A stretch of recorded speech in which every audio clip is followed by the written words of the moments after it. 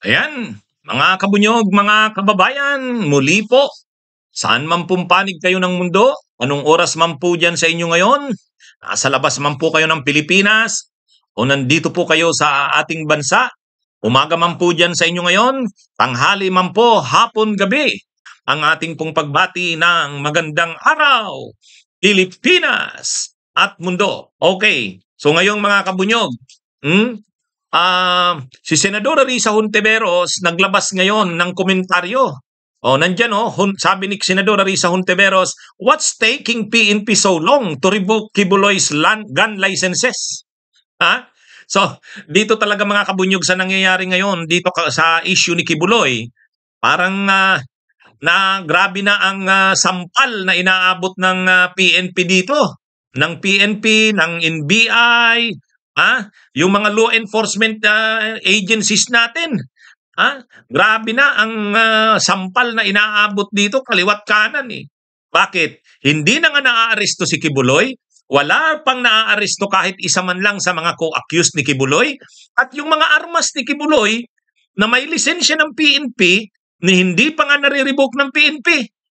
Hindi nare-revoke. Hindi nababawi, natatanggalan ng lisensya yung mga baril ni Kibuloy. Ang sabi kasi ng abogado ni Kibuloy at ang sabi rin ng PNP, hindi naman pwedeng ganun-ganun na lang natanggalan ng lisensya yung mga baril ni Kibuloy. Sos, ano pa po ba si Kibuloy ngayon? Di ba fugitive from justice, nagtatago? Huwag niyong sabihin hindi pa yan maidideklara na pugante o nagtatago. Di ba? Ang problema talaga kasi natin mga kabunyog, ito mismong PNP hindi nagpapakita ng pangil at determinasyon. Parang nakakaduda itong mga PNP na to eh. Sa sitwasyon na ito, si Kibuloy hindi sumusurrender, hindi naaaresto. Yung kanya, ibig sabihin yan, fugitive from justice na yan. Malinaw yan, puganti yan. Ngayon, kung puganti yan, mayroong binigay sa kanyang lisensya sa 17 baril yata. Mayroon siyang license na to own, possess firearms para sa 17 baril. Mga high-powered assault rifles yun. So ngayon na nagtatago siya, ngayon na puganti siya, mayroong warrant of arrest sa kanya, napakarami ng warrant of arrest sa kanya, tapos ganyan ang ginagawa niya, tapos hindi mo pa rin i-revoke yung lisensya niya sa baril? Anong nangyayari sa PNP? Dapat i-revoke na yung mga lisensya niya sa baril. Para kung hindi niya pa rin isurrender kahit yung mga baril na yan, pwede na siyang kasuhan ng illegal possession of firearms kasi revoke na yung mga baril niya, lisensya niya sa baril. Kaya lang, kahit yung pag-revoke ng lisensya sa baril, sabi ng PNP, hindi namin maaaring gawin yan. Bakit hindi? Puganti na sa hustisya yung fugitive from justice na yung tao, tapos hindi nyo pa rin ma-revoke yung lisensya niya sa baril. Ang mga lisensya na mga ganyan, napag-aralan namin yan sa constitutional law dahil teacher ako niyan. Nagtuturo ako ng constitutional law too. Ang mga license to own, possess firearms, ang tawag dyan LTOP, LTOPFP. License to own, possess firearms. Yung lisensya mo na magmay-ari, own, and possess, ibig sabihin may hawak. Mga kabunyog? Privilege yan. Pribilehiyo yan. Hindi naman yan right. Bakit? May right ba tayo to own, possess firearms? Wala tayong right. Hindi yan right. That is a privilege. Yan ay license. Parang katulad din ng SMNI, yung mga franchise ng mga TV networks. Ang franchise na yan, yung mga franchise na yan, subject to control and regulation by the state yan. Kahit yung driver's license mo, okay, may driver's license ka, right mo ba yan na absolute? Ibig sabihin, hindi pwedeng i-control ng gobyerno, ng state? Hindi. Subject yan to state control and regulation kasi ang license to drive, yung lisensya mong mag-drive, driver's license mo, yan? Privilege yan. Pwede yan bawiin sa'yo kung talagang gumagawa ka ng mga bagay na labag na sa batas at hindi ka, di ba? kung gumagawa ka ng mga bagay na labag sa batas, kahit hindi ka pa na, na-convict, kahit hindi ka na-convict, di ba? Kahit hindi ka convicted, ano yan privilege lang yan. Ay kung yung driver's license privilege na pwedeng i-revoke, ay yung license to own and possess firearms pa kaya. The more na yung license to own and possess firearms, privilege lang yan. That could be revoked for cause. Kahit ano yan hindi naman kailangang kasi ang argumento nung abogado ni Kibuloy, hindi pa naman daw convicted sa mga criminal cases niya si Kibuloy. Ibang kaso, ibang usapin yung mga kaso niya. Pero the fact na mayroon kang mga kaso at mayroon kang warrant of arrest at fugitive from justice ka, more than enough na grounds lang na yan para yung license to own and possess firearms mo, which is but a mere privilege, can be revoked anytime. Diba? Ano ba tong mga yung spokesperson ng PNP, ganun din ang sinabi. Hindi naman daw pwedeng i-revoke agad yung lisensya. Sos, padalhan nyo lang yan ng sulat, bigyan nyo lang ng opportunity to be heard. Ano yung opportunity to be heard? Ano yung opportunity to be heard niyan? I-notify nyo si Kibuloy sa address niya na ito, fugitive from justice ka. Ngayon, may ngayon dito na i-revoke na ang lisensya mo ng mga baril. Magbigay ka ng sagot, paliwanag. Di ba? Yan yung opportunity to be heard. Due process na yon. Ngayon, kung i-ignore niya pa rin yan, di pwede nang i-revoke yung firearms license niya kahit hindi siya convicted sa mga krimen niya. Di ba? Wala Kaya sabi ni Senadora Risa Hontiveros, what's taking PNP so long to revoke Kibuloy's gun licenses? Parang lahat na lang yata, parang lahat na lang yata walang nagagawa kay Kibuloy. Kaya ito, panoorin nyo mga kabunyog, yung sinabi ni Senadora Risa Hontiveros. Panoorin nyo.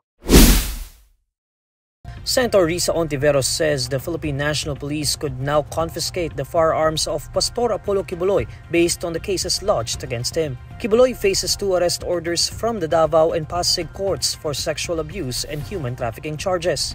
A separate warrant of arrest was also issued by the Senate Committee on Women, headed by Senator Hontiveros, after it investigated other human rights violations hurled at Kibuloy and his Kingdom of Jesus Christ. In a statement, Senator Hontiveros says the PNP should stop making excuses and should do everything they can to capture Kibuloy if they are true allies in making Kibuloy accountable for his actions. She adds that the PNP should retrieve Kibuloy's weapons, stressing that all the cases filed against Kibuloy are enough reasons for his firearms to be confiscated. Hontiveros points out that the implementing rules and regulations of the PNP states that the legal disability or the loss by the licensee of the legal qualification or capacity to own and possess firearms includes dependency of a criminal case with imposable penalty of more than 2 years. The PNP previously confirmed that Kibuloy owns 19 assorted firearms. However, PNP spokesperson Colonel Jean Fajardo said that Kibuloy's ownership of such weapons had nothing to do with the cases filed against him.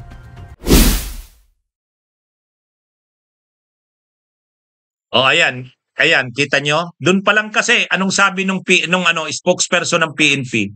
Ang sabi nung spokesperson ng PNP, mga kabunyog, ang sabi nung spokesperson ng PNP, yung mga kaso daw ni Kibuloy walang kaugnayan doon sa puposes niya ng firearms. Yes.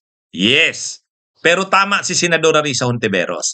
Ano ang nakalagay sa license to own and possess firearms? Kapag mayroon kang pending case, the potency of a case na ang penalty ay mataas, lalo niya yan, life imprisonment. Kasi qualified trafficking yan. Kapag accused ka, may pending case ka, ibig sabihin yung legal qualification mo to own and possess firearms, may problema na. So kung yung legal qualification mo to possess firearms ay questionably na, pwede na ngayon i-process ang pag-revoke ng firearms mo. Paano ipaprocess yan? Di due process lang. Ano ba ang due process? I-inform mo yung licensee, si Kibuloy, ng kanyang yung kinakaharap niya na yan na problema na possible nang ma-revoke yung license to own and possess niya kasi may pending case siya at nagtatago siya. Ngayon, bigyan siya ng pagkakataon, opportunity to be heard. Hindi na naman siya sasagot. Di i-revoke muna yung firearms niya yung license niya. Pag na-revoke na yung firearms niya, i-raid nyo yung kanyang mga bahay, kunin ang mga armas niya. Yung ganun man lang makita ng tao yun, na ibig sabihin may ginagawa ang autoridad. Ay kung kahit yung pag-revoke ng franchise, ng license niya to own and possess firearms, hindi magawa ng PNP. Grabe na yan. Grabe na yan mga kabunyog. Kumbaga, nakakaduda na itong PNP nito. Kung kahit yung pag-revoke ng firearms, hindi nyo magawa.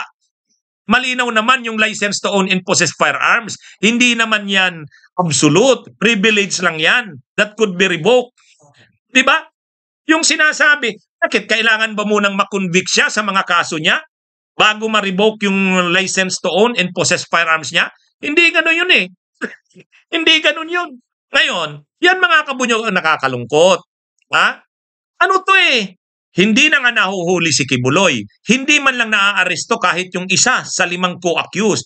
Hindi pa rin nare-revoke yung firearms license na. O ano na talaga? Ano nang mangyayari sa atin? Ano nang mangyayari sa atin? Wala na. Kaya, ano ito mga kabunyog? Tama si Senadora Risa Hontiveros. Napakasimple. Kahit bigyan mo pa yan ng due process bago i-revoke yung license, ano lang naman yung requirement dyan ng due process? I-notify mo siya ng kanyang violation. I-notify mo siya ng basihan bakit kailangan siyang i-revoke yung license niya. Bigyan siya ng pagkakataon, show cause. Show cause. Bakit hindi dapat i-revoke yung license mo? O, sige nga. O, bigyan siya ng pagkakataon. May abogado siya, sagutin yon. Bigyan ng pagkakataon, magdi-decide ang PNP. Revoke ang license mo. O, di yung mga firearms niya, revoke na yung lisensya. Pwede na ngayong kumpiskahin yan. O, bakit hindi ginagawa yan? Lahat na lang yata hindi ginagawa ng PNP at ng NBI at ng CIDG. Hindi maaresto si Kibuloy, hindi maaresto kahit isa man lang sa co-accused, kahit yung lisensya ng firearms niya hindi ma-revoke. Ay ano pa? Ano pa to? Di ba? Mga kabunyog, mga kabayan?